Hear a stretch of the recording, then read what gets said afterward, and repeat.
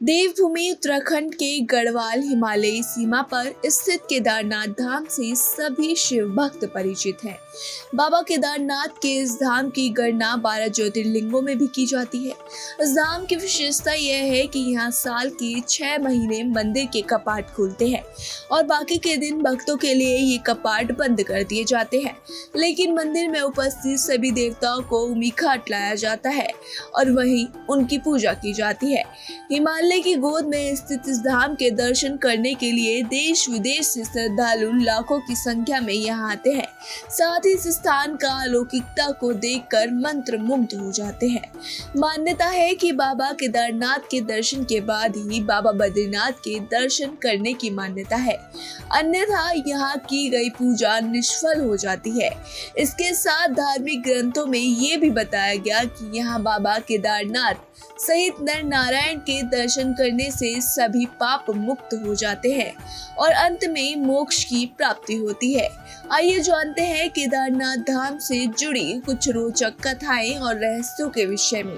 किंवदंतियों में बताया गया है कि जब महाभारत युद्ध के बाद पांडवों पर अपने भाइयों और सगे संबंधियों की हत्या का दोष लग रहा था, तब भगवान श्री कृष्ण ने उन्हें भगवान शिव से क्षमा मांगने का सुझाव दिया। लेकिन शिव जी पांडवों को क्षमा नहीं करना चाहते थे, इसलिए उन्होंने पांचों की नजर में न आने के लिए बैल यानी नंदी का रूप धारण कर लिया और पहाड़ों में मौजूद मवेशियों में छुप गए। लेकिन गदाधारी भीम ने उन्हें देखते ही पहचान लिया और शिव जी का ये भेद सबके सामने आ गया। लेकिन जब भोलेनाथ ने वहां से भी किसी अन्य स्थान पर जाने की कोशिश की, तब भीम ने उन्हें रोक लिया और शिव जी को उन्हें क्षमा करना पड़ा।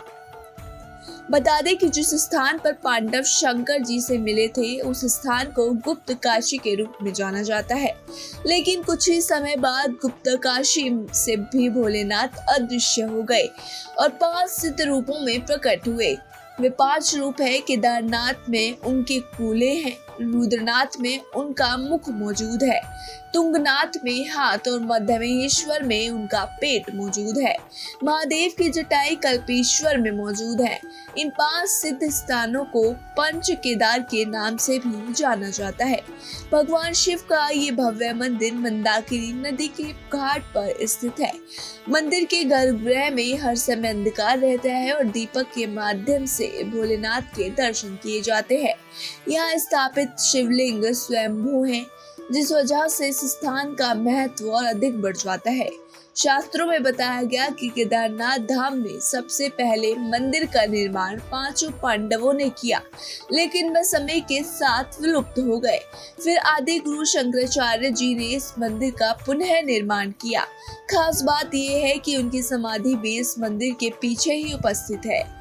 इस अलौकिक मंदिर के कपाट मई महीनों में भक्तों के लिए खोले जाते हैं और कड़ाके की सर्दियों से पहले यानी कि नवंबर में 6 महीने के लिए बंद कर दिए जाते हैं। ऐसा इसलिए क्योंकि यहाँ की ठंड को सहन करना साधारण व्यक्ति के लिए संभव नहीं।